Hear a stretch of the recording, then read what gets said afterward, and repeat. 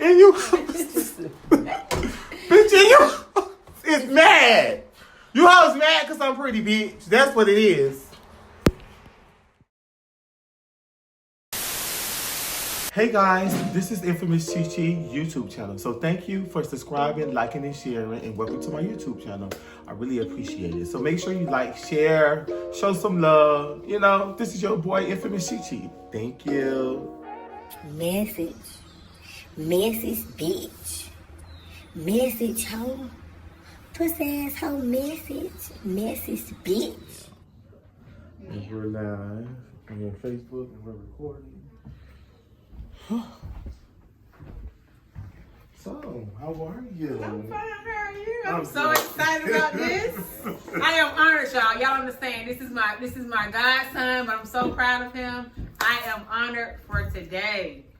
Yes, so let them know what do you have going on and what you have and all your stuff like that. Just a little bit about Yeah, myself, just okay? give a little background. My name is Latonya Gates, and I am the founder and executive director of an organization on the west side of Atlanta called Paw Kids.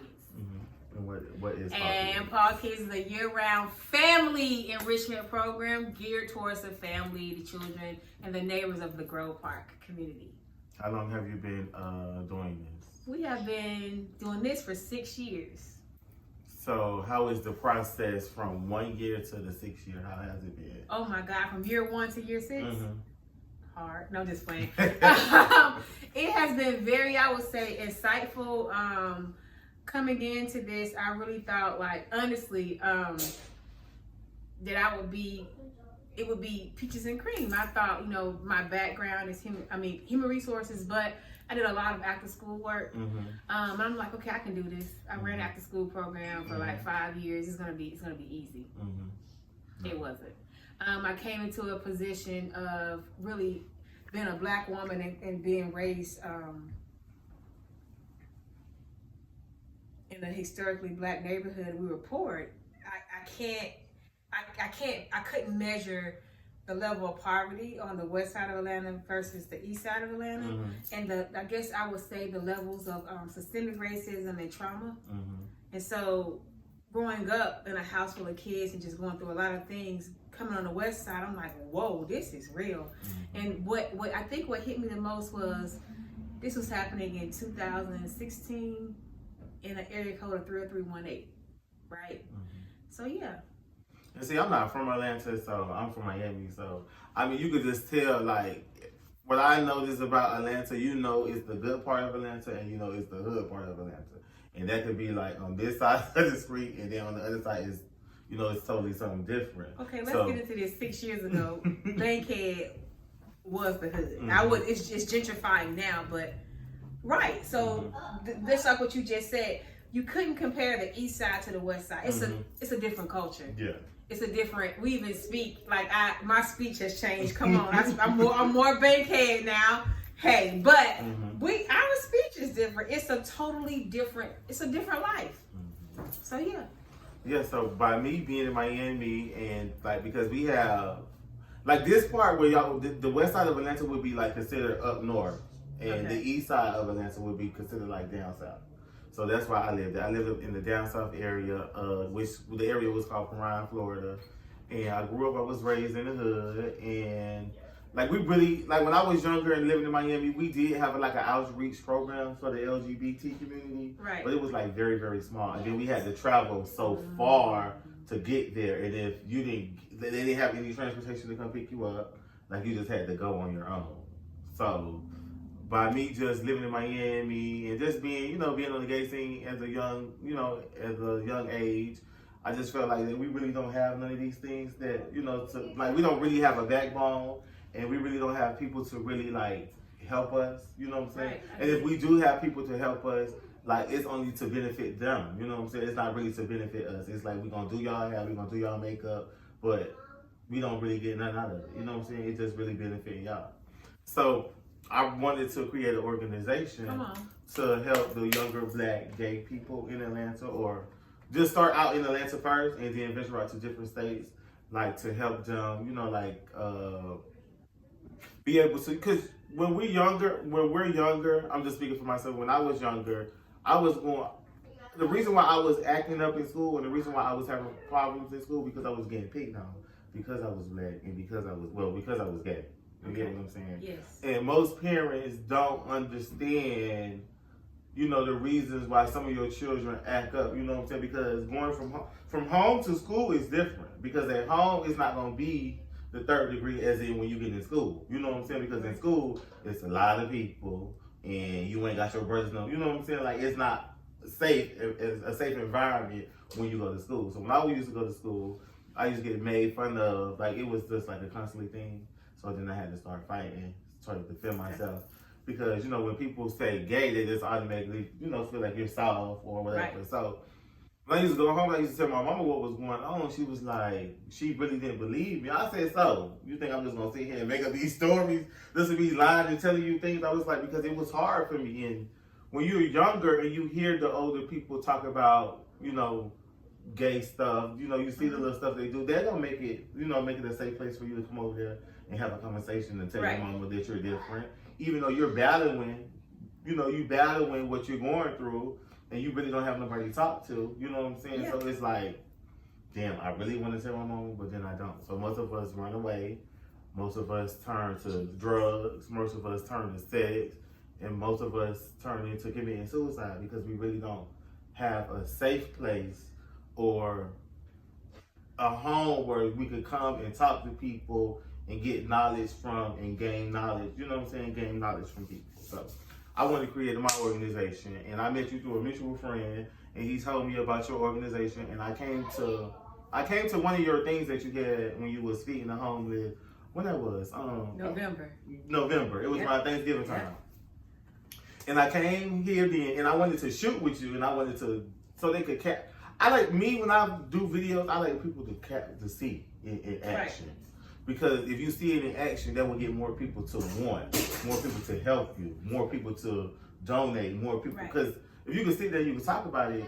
Shit, anybody can sit and talk. But if you don't see no action, I like to see action. So when I seen you last time, it was in November. You had a nice little thing, and I seen the way you conducted business and the way you handled things. I was like, okay, that's good. So I came to you today to see, can you help me or point me in the right direction to get my organization off the ground? Or what would I have to do to get my organization off the ground? Or what do it take to start an organization like that? Like, what is it? Let's just say I am busting at the seat. I couldn't wait till you finish. No, I'm serious. First of all, I want to salute you for, I want to honor you for speaking up. You are a young black man and you are a young black gay man. And you just gave me your story of growing up, how hard it is. I wouldn't know that, right? My sister is gay. My best friend is gay. And I always hear a lot of the kids talk about being picked on and not feeling a part. But I don't know what it's like. But any way I can help you, let's go. Like, you just touched my heart in a way of, I don't know what that feels like. You understand what I'm saying? So what do you want to start at? What do you want to see? What I really want to see, I'm not really familiar with the gay scene here in Atlanta, so I won't really know where to start to just try to get people, or you know what I'm saying, like to even pick some people, or to even like meet the younger gay youth here in Atlanta. So I really don't know where to start.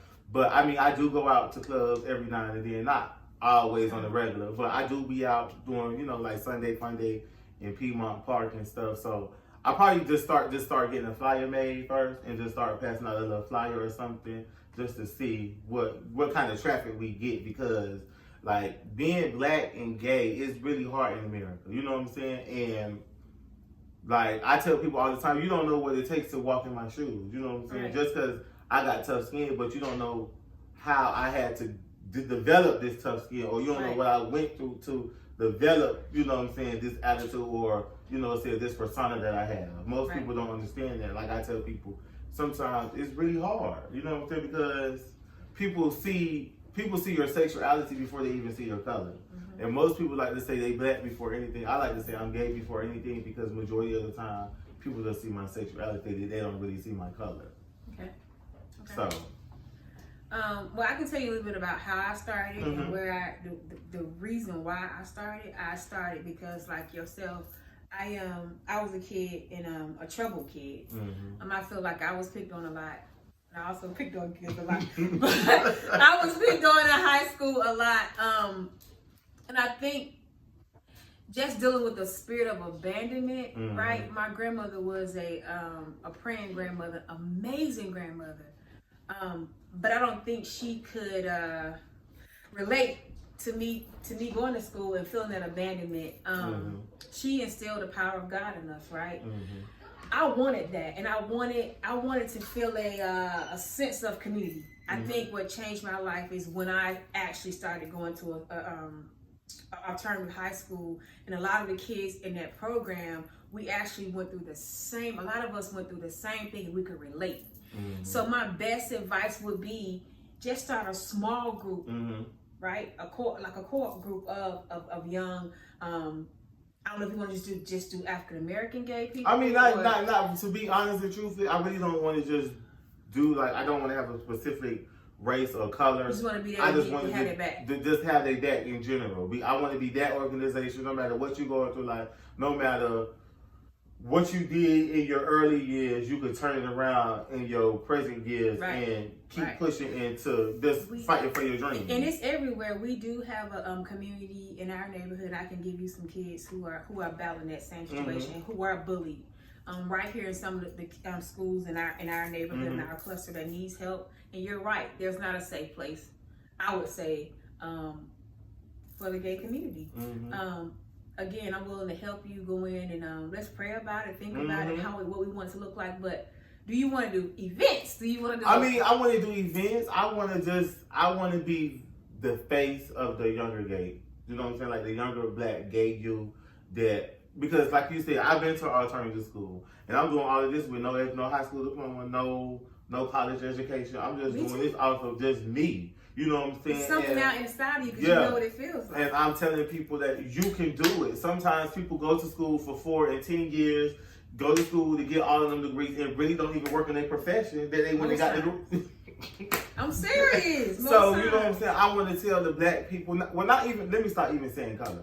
I want to tell the younger children, the younger gay children, the young gay generation, baby, whatever you want to do in life, you can do it. As long as you have a team, as long as you have people that really support you. Because right now, it's all about the support system. And sometimes we don't really have the support system because everybody is concerned about who you sleeping with. You feel what I'm saying? Everybody is concerned about your sexuality.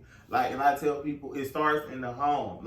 If you're a parent and your child, you feel like your child is different, or you feel like your child is going to be gay, or your son or daughter, put them in safe haven. Put them in wrestling. Put them in taekwondo. Put them in places so when people try to attack them, when people try to hurt them, they learn how to defend themselves. Okay. And that would stop bullying. That would stop a lot of bullying because bullies only pick on you if you're soft, if you keep sitting there and let somebody pick on you. When I was in school, people made fun of me, but nobody really picked on me because I'm not going to sit there and let you keep picking on me. You feel what I'm saying? And most of us, sometimes we are scared to stand up for ourselves because we feel like if we stand up to him, we got to stand up to everybody around. You know what I'm saying? So it might just be me, and it might be just me against five straight boys. Have you thought about just sitting down and just? I hate to use the word. I'm not even gonna say that. Take your brain. I hate that word. But have you sat down? Have you thought about sitting down and talking to some?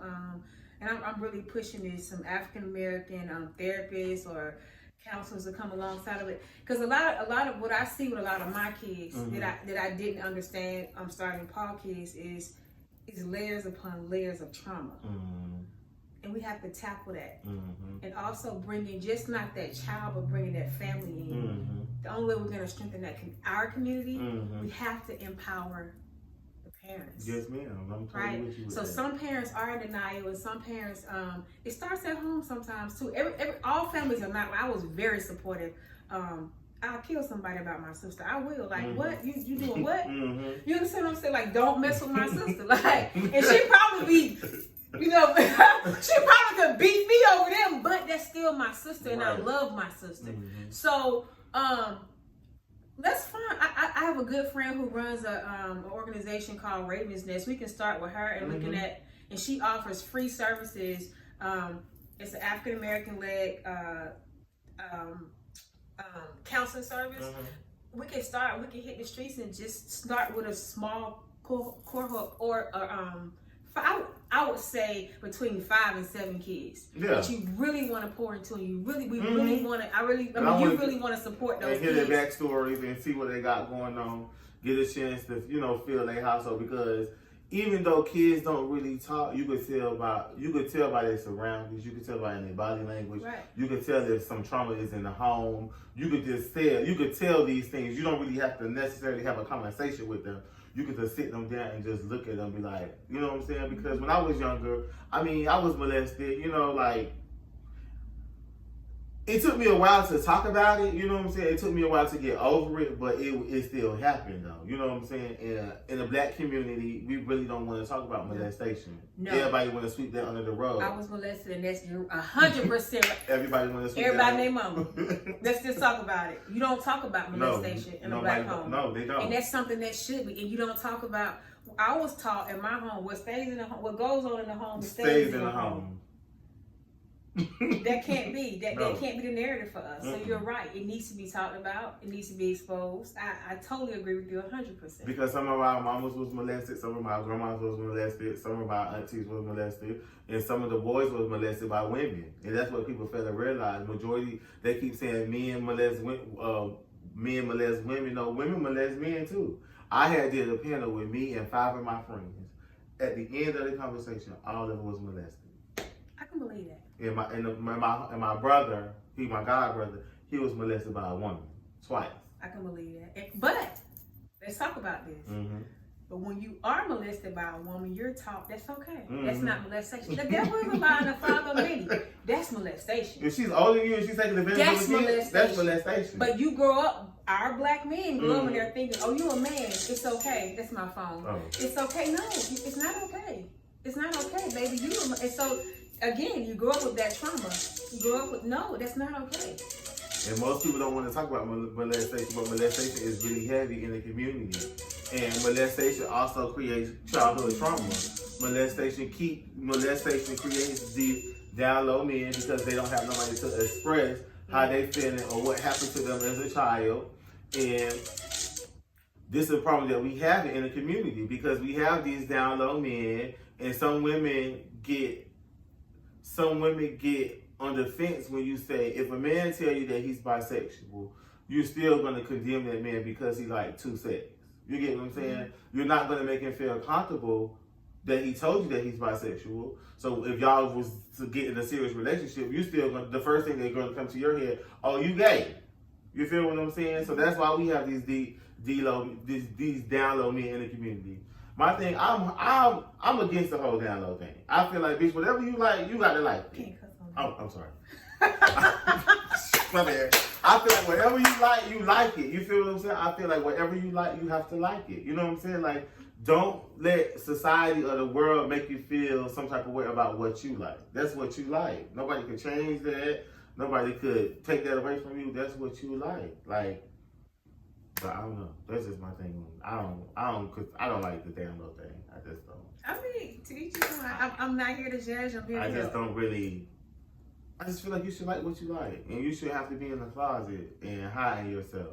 And like that's a childhood trauma too. You get what I'm saying? Because you probably was in a household that really didn't deal with the whole gay thing, and you probably couldn't talk about it. So you have to just live your life. We weren't allowed to talk about it at all. We weren't allowed. So when you was coming up, you had gay friends. Yeah, I love my great. Yes. We grew up hellfire brimstone, but now I have and going to church and just praying about things. I look at life differently. I feel like I'm not here to judge. I'm not God. I'm here to love unconditionally and love you through. I'm not here to judge you, and I will never judge. White, black, you see what I'm saying? But I'm here to love you, cast no judgment on you. It doesn't matter to me, and God didn't put me here, but He put me here to love and to serve, and that's what I do. So, yeah. But my best friend in the whole wide world is gay. Good and gay. I'm just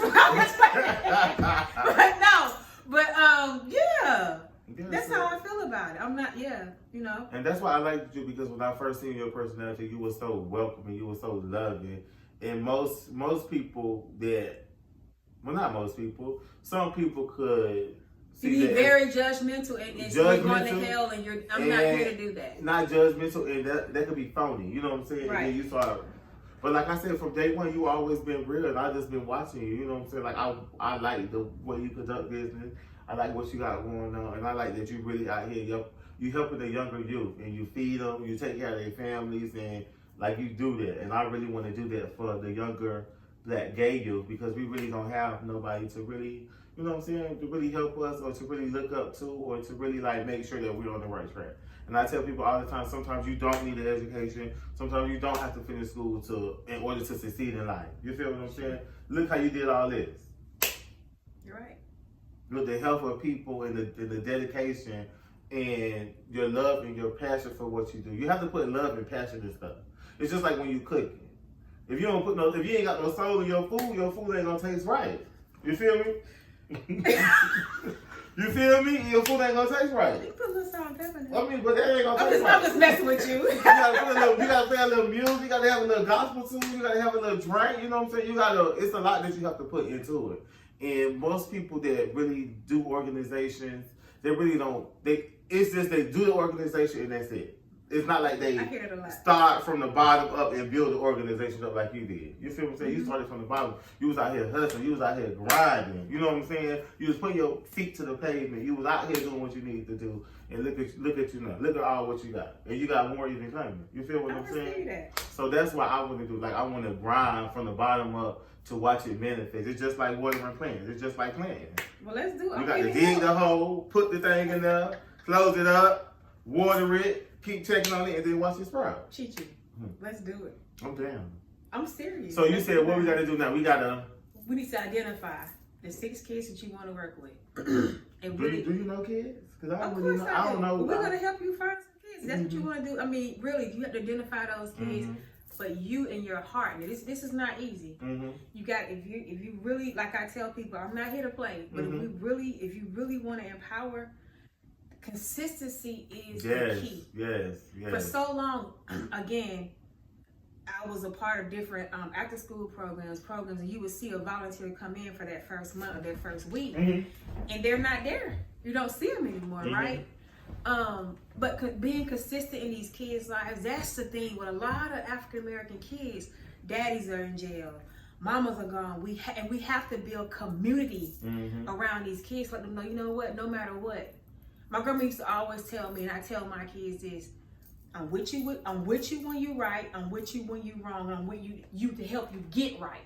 So that's what I tell my kids. All my kids are not perfect. Nobody's perfect. Right. But we in this thing together, right? So if we're gonna do this, I'm willing to help you find these kids, identify these kids, and you are right. Bullying, low self-esteem, depression. I can only imagine what a child is going through and dealing with all these different emotions and can't come out and tell the world. And then not only that, then hearing your stepdad or the male figure in your life talking about gays and how he feel about gays. You know what I'm saying? That really hurts the kid as a kid, because it's like, Dad, I really want to talk to my daddy or talk to my stepdad about my sexuality, but I hear the things that you say.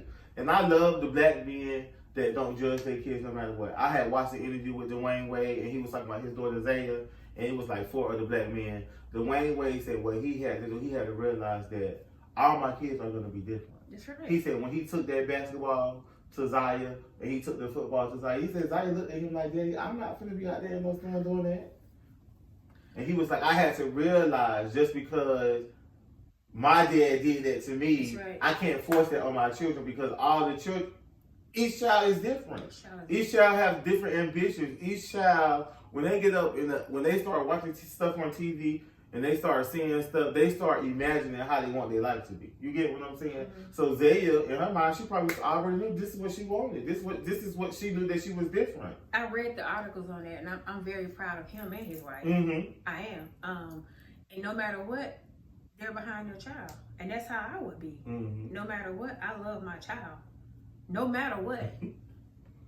You know, and we'll get in there with you when you try to come in my... I'm serious. Like, I had a good friend last night who called. He was saying that these boys had jumped his child. He said, Latonya, I want to do something. I said, of course, that's your child. So I get it. But yeah, I'm willing to help you and work with you, and let's just see this thing through. Yeah. I do feel that I can only imagine what a child is going through. Mm-hmm. Even though I was molested, Mm-hmm. and I had a lot of hurt. I couldn't tell anybody that. You understand what I'm saying? And growing up, it makes you become bitter Mm-hmm. and angry, Mm-hmm. and then you're classified for your color. Mm-hmm. And we have a lot of kids in class, and it's like, you know what, she bad, but you don't know that child's story or what's happening to that child at night to make that child come to school and act out that way.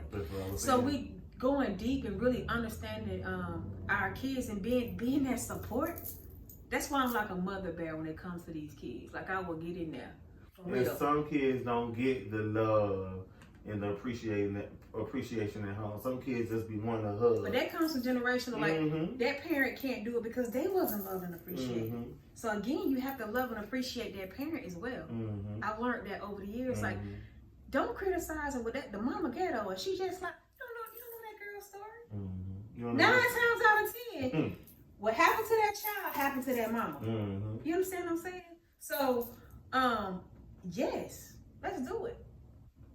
I'm serious now. Y'all see this. We talking about this. No, this I'm is serious. Chi-Chi. I'm So we're going to serious. come back and check on him in 5 months I'm and serious, see, did 'cause he really do this? I'm gonna be like, But I believe you really want no, to. I am. I'm gonna be blogging about it because I told the people, and they was like, oh my god, that's really like I've been talking about this for the longest on my YouTube channel, like since I really started my YouTube channel, like because my grandma, she didn't raise me, but my grandma was always there for me. My mama was always at work. She worked at 2 jobs, so I spent the majority of the time with my grandma. Mm-hmm. And my grandma was a Jehovah's Witness. So, like, my brother them used to beat me up because I used to wear her clothing. So, like, she used to just take me with her. Wherever I went, I was always with my grandma. Right. So, like, they couldn't attack me because I was with my Your grandma. grandma. So, like, when she passed away, like, I wanted to do something with the elderly folks. Like, I wanted to, like, create a transportation thing for the elderly folks that they had a rehabilitation center, and I can pick them up like Monday through Friday and take them on field trip. Just like get the able-bodied ones out. Right. Just to, Yeah. Because like I said, we don't never really, as we get older, we don't never get back to the people who was here before us. We wasn't taught, but no, I take that back.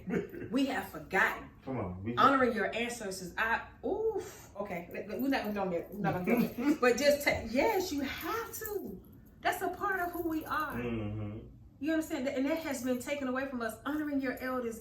They fought, like you said. Your brothers fought you for dressing in her clothes, but she was your protector. Mm-hmm. That's right. Honor her in that. Mm-hmm.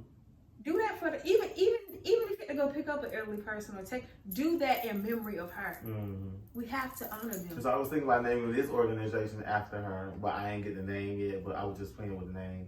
So like, because when I used to work at different jobs, I didn't work for every job. And when I was working at Burger King Coke Factory one year, it was this black older lady. She was there, and she was like, "Baby," she was so nice to me. And she was like, "Can you help me?" I was like, "Yeah." She was like, "Can you help me find some shoes?" So I went over there. I got like 3 or 4 pairs of shoes. Went over there, she picked like 2 of them.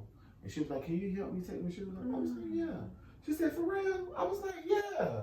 So she started getting teary-eyed. I was like, "Well, what's?" She was like, "Because this don't happen to me. Like my own grandkids don't even do this." I was like, "Baby, to be honest and truthfully, you like my grandma. So anything that's older, that's in the same age of my grandma, I'm gonna always take care of you. I'm gonna always make sure you good. I'm gonna always just dedicate my love and time because I feel like the older people don't get the time and the love no more. You know what I'm saying? And then we forget about them, and then like nobody has time for them. You know what I'm saying? So she was like, "Oh my God!" So I helped put her shoes on. She was like, "That's really nice." She was like, "My own grandkids don't even like, you know what I'm saying, make sure I'm good." So that's why I had thought about that. The transportation, just picking the elderlies up, taking them on field trip. Like even we just go to a walk in the park, do a picnic, taking them to the movies, ice cream. Because sometimes they don't always want to be confined to their room. You know what I'm saying? They don't want to be confined to that place.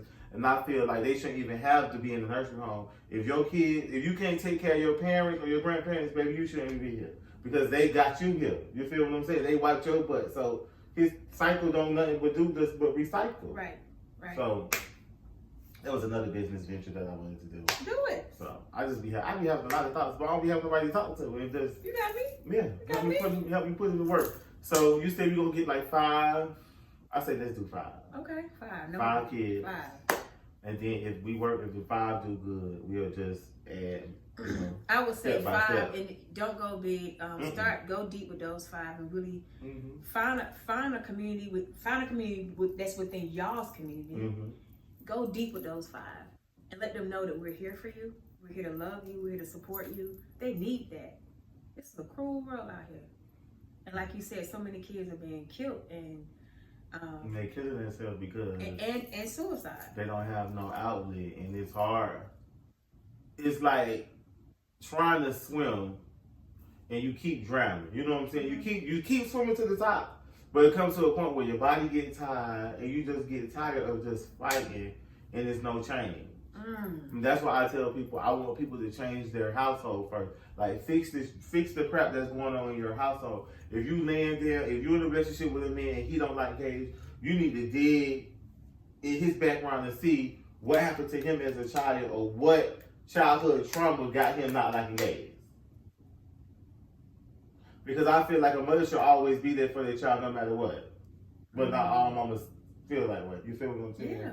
So that's just my point. And when I get kids, I want to be the best dad because I ain't have a dad. You know what I'm saying? Right. Even though my brother daddy came around, he did for us, but that was my brother daddy. That wasn't my daddy. And so you're dealing with that spirit of abandonment. Mm-hmm. So I want to be there for my children. I want to let my children know I'm gonna love you unconditionally. You know what I'm saying? Like because we don't really have unconditional love in the black community because it always be our mama and then the daddy's over there. You feel what I'm saying? The majority of our mamas raised us, you know what I'm saying? Or the grandmas. Or your mama raised you for so long and then her and your daddy broke up. Now you don't see your daddy no more. Consistency, like I said. Come on, talk to me. But do you understand what you're saying? Mm-hmm. That's why it's so important when you come into these children's lives. Mm-hmm. Exactly what you just said that we pour into them. Mm-hmm.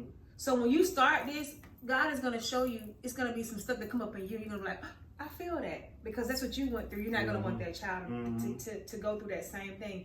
That's where I am in life. Like with King, right? God has shown me so much through that child. Like the things that I put away and I didn't talk about, I see so much in King. And he's showing me the same God that brought you out is going to cover King. You understand what I'm saying? And see, I told people that the other day. I said, you have your kids, and sometimes you are, even though you say all these gay things about gay children, sometimes you have a gay child to teach you. Sometimes you have these children to teach you. Sometimes if you don't understand what's going on, you have your children to teach you of what's going on in the world, to teach you, to guide you of what's going on in the world. So when you're not with your kids, or when you're out with your other girlfriends, or when you're out with your other friends, you know, like, let me keep myself home because that could be my child. That could easily be your child. Easily be your child. Is your mom still a part of your life now? Yeah, I have. Well, I was adopted, so I talked to both of my mamas. My mama who raised me is Mama Gwen, and my birth mom is Michelle. I love my birth mom, Michelle. We have a nice relationship. But my mom, Gwen, who raised me, it was get your shit. You know what I'm saying? Like, excuse my language. No, that's okay. Yeah. But like it was drip, like be on your stuff. And even though I did fumble, I ain't finished school, but I just always hear her in the back of me. You know what I'm saying? And I hear my grandma in the side of my ear, like, get what you doing, you know. So I always have that. And I talk to my mom Michelle the daily. Like we have a nice relationship. And I just felt like in the position that she's in now, she should want better and more. Have you healed from that? Honestly. When I have conversations with her, I heal, but it's just like, you ain't really trying to, you're not really trying to elevate. You feel what I'm saying? My mama Gwen is 64. She got a house, she got a car, she retired. Like she was, you know what I'm saying? She did what she needed to do. You, on the other hand, is just like, it's a lot of handicap. And I hear your stories. I'm not never to say that your story's not wrong, but I just feel like you need to put a little more fire under that butt because you didn't get the chance to raise not damn one of your kids. And I done gave you opportunity to come up here and let's move together so we could build. And it's like, I'm talking to you. Come on, now. I'm finna talk to you. Let's get Let's get into this now. No, I was 35. Hear me out. 35. And my mama name is Beatrice, right? I hated her because I felt like she could have raised us and she could have done all this. And I never forget, I was always taught like, being a black woman, you don't need counseling. God is gonna heal you. That's a spirit. But I ended up going to counseling, and I had to sit in my shit. I'm just gonna be honest with you. I had to sit in it, and I sat there, and I'm like, whoa, I hate my mama. But in going back, and we started digging through all this stuff, and this is a word for you. I had to release it, right? And I started thinking about my mama's story, right? So one thing, it's a few things that came out of it. The thing that I thought was not, and I'm grateful for this. She didn't have to do it, but she did. That was the first thing, right? She could have raised all 5 of us, but what would we be? So think about what would you be if she did raise you. And then the most important thing is understanding her story. And my auntie taught me this. She only gave you what she had to give. It was she couldn't give you, she can't give you what she don't have. Right. And so that brought healing out of my life and my mama. And now that I look at it, she's dead now, but now that I look at it, if I could go back and tell that lady, thank you, go back to your mama. Get that healing and process that. Work through that shit. I'm just gonna say, sit in it. And it doesn't feel good. It doesn't feel good, but it has helped me to become a much stronger woman, and also to fight for the women, to fight for the Beatrices in the world, because she was adopted, right? She dealt with depression. She was on drugs. It's a lot of things that she dealt with. And I'm like, I wonder what was going on in her mind when she gave birth to us. You understand what I'm saying? But God still allowed us to make it and be where we are today. But how old are you? 33. I'll be 33. No, get that, nephew, get that healing now. I promise you, it'll set you free with her. And then go tell her, you're coming up here with me this weekend. We're going to do this together. Don't give her an ultimatum. We're going to do this. And she needs to be a part of that healing process of you starting that organization. Mama, I want you to be a part of this and see me, you know, my mom, she did. I mean, I never forget, she told me, she said, what you doing over there on the west side? Why you going over there to help them? She said, you sure you ready for that? She said, now what did she say to me? She said, you ain't ready for the west side, girl. You was raised up on the east side. My mama was from the west side. This is her stomping ground. And I looked at her and I'm like, I'm ready. But now that I see the work that I'm doing and the people and the lives that we're touching, that's a part of her. You understand what I'm saying? Like the drugs that she did, the lifestyle that she lived, I'm able to see like, oh my God, she was in this. So I'm grateful that she didn't bring me into this. And see, my mama, she's like that. She was like, because she was like, I tell y'all all the time, I didn't want to drag y'all in my mess, so that's why I put y'all in safe haven, for a safe haven place for y'all to be raised. And I tell myself all the time, I was like, I couldn't be raised in the house with y'all. You and my daddy, and he fighting you. And a real mama does what's best for her kids. That's what she said. I promise you. And that's why I said she the real mama, she the real hero, because she could have took us through that, but she didn't. A real mama always do what's best for their kids. It may not look like what we want it to look like, coming out of adoption and going through that, but a real mama does what's best for them. And see, my story was, I'm just going to give you a little, my story was, my mama who adopted me, she was working at a foster home. So I got adopted when I was a baby. Like, I was just from a baby, and I went and stayed with my mama who adopted me, like, from the foster home. So I didn't get a chance to get raised in the foster home. Even though she worked at the foster home, me and my little brother got a chance to go back to the foster home and be around the foster kids while she was at work. But just even being in the foster home, some of them kids was being molested, some of them kids was being abused. And I was like, dang. Like, that's grace and mercy. Because I was like, I probably didn't. And to be honest with you, I probably wouldn't know how to, even though I was molested, but I probably wouldn't know how to feel being in a house that you have adults. You know what I'm saying? Like, I wouldn't know how to wrap my mind around it. And that's why I was like, I done been in the foster home, and I got to go back to the foster home and see the kid that was, you know, hoping that one day that a family will come through and, you know, love on them and, you know, like appreciate them. Because being adopted and being a foster child and hearing that, you know what I'm saying, hearing that from older people, it makes you feel some type of way. It makes you feel like, well, damn, like, I wasn't good enough for my family. My family didn't love me. That spirit of abandonment. Yeah, And it so let me tell you, I'm 47. It never goes away. You fight that in your mind. I wake up, I cry. I called a friend just boo-hoo crying this morning. And what he said to me was, you're a successful black woman. Why are you crying? I'm like, I still got feelings. Like, what you mean why I'm crying? I'm crying because I'm hurt. Wait, what you talking about? I'm hurt. But it's that spirit. I'm forever praying and asking God to protect my mind, my heart. It's that spirit of abandonment. You're right. You have every right. Feel it. Talk about it. That's why you got me now. So when I used to go back and but you know, being younger, seeing it as a young, it's not making no sense to you. But when you go back in your mind and you replay like all the stuff that you was going through, and you like, dang.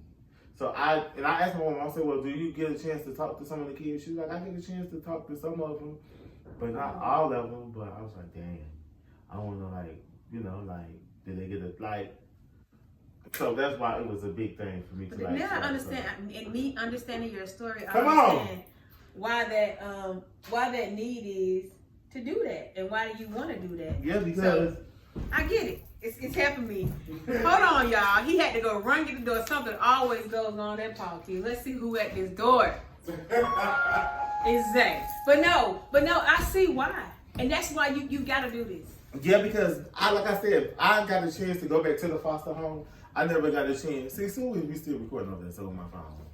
Is it like you're trying to? No. Yep. Okay. It's like it's slanted a little bit. It is. So like my thing was I didn't get a chance to grow up in the foster home, but like I said, we went back and I remember videos because my mama had a friend. It used to be a group of them that used to work at the foster home. Kim, Mr. Joe, and like we used to do fun. Like they used to go on field trips and stuff. Like my little brother, it was a video of me and my little brother. It was my little brother's 3rd birthday. It was my 4th birthday. And she took some of the kids to the USA flea market in Miami. And we had like they had a carnival inside the flea market. My little brother had a birthday party. And me just going back, remembering some of the footage and some of the faces on seeing the kids' faces. I just want to know like where they at in life, or like did they ever get adopted, or you know what I'm saying? Like that always plays a part in my mind because I was a lucky one. To get adopted from a baby and not to be grown up in a foster home, even though I still got molested, but not in that space. You know what I'm saying? So I said this in my video this Monday, because I do motivational Monday videos like every other Monday, and I have like things that I talk about. I just said this Monday, just be thankful. No matter the good, the bad, the ugly, no matter what it is, just be thankful about it. Grace and mercy. Just be Grace thankful. And mercy. Because you got to be thankful for the bad. You got to be thankful for the good.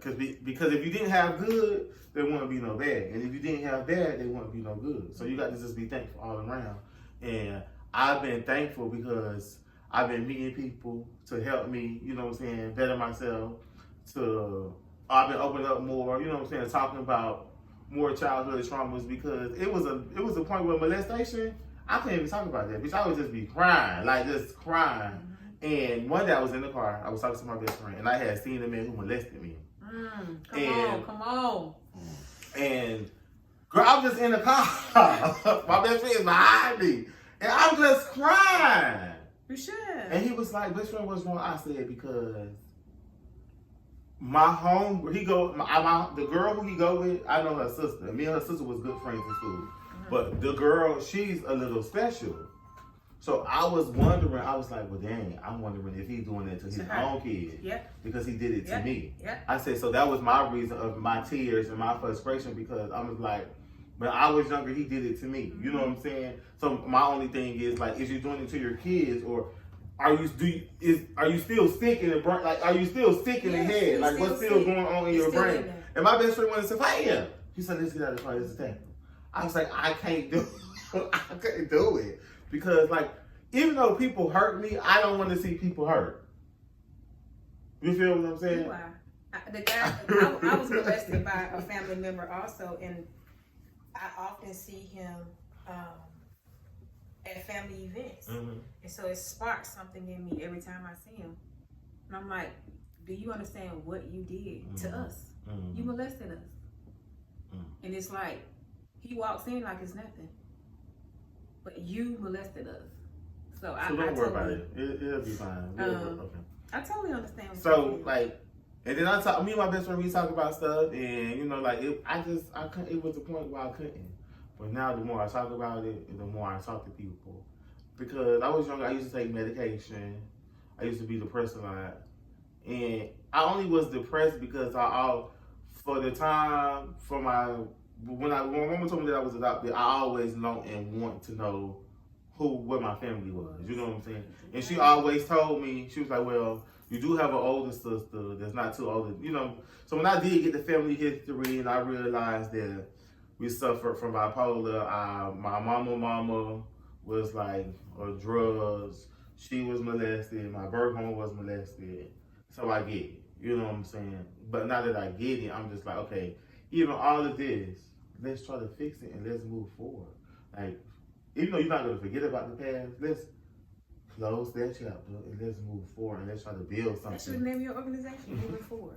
There you go. Bam, bam, bam. Moving forward. Moving forward. There you So go. I feel like let's move forward to something. And like you know them old people get stuck in their ways, and it's like you can't budge them. You can't. It's just like no.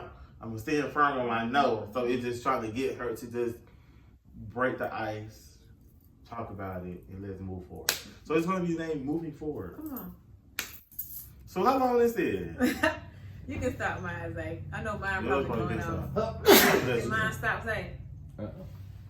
Mine is in front of you, Yeah, Malcolm. stop. Yeah, that's They fine. did. Because remember your phone wrong. So, this is my outro video. Just saying, I love you, and make sure you always stay subscribed to get, your hottest and latest tea and key sessions. So, yeah, your boy Infamous Chi.